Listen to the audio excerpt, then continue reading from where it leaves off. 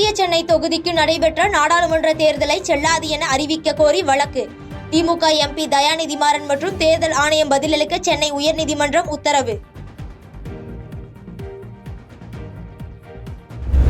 Trichy NIT மாணவிக்கு பாலியல் தொந்தரவு அளிக்கப்பட்டதாக வெளிவரும் செய்திகள் அதிர்ச்சி அளிக்கின்றன.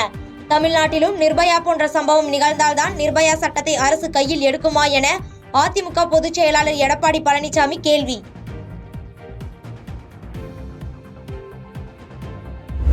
பாரிஸ் பாரா ஒலிம்பிக் 10 மீட்டர் துப்பாக்கி சுடுதல் பிரிவில் இந்திய வீராங்கனை அவனி லெகேரா தங்கம் வென்று அசத்தல். இதே பிரிவில் இந்திய வீராங்கனை மோனா அகர்வால் வெண்கலம் வென்று சாதனை. 100 கோடி ரூபாய் நில மோசடி வழக்கில் முன்னாள் அமைச்சர் எம்.ஆர். விஜயபாஸ்கரின் சகோதரர் எம்.ஆர். சேகர் முன்ஜாமீன் மனு தள்ளுபடி. சாட்சியங்களை கலைக்க வாய்ப்புள்ளதால் முன்ஜாமீன் வழங்க முடியாது என திட்டவட்டம்.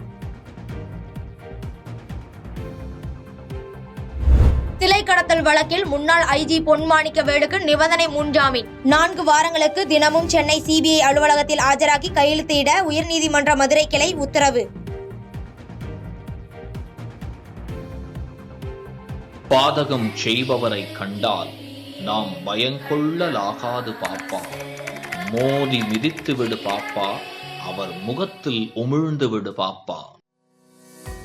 அண்மை செய்திகளை உடனுக்குடன் தெரிந்து கொள்ள இணைந்திருங்கள் இயம்நாடு தொலைக்காட்சியுடன்.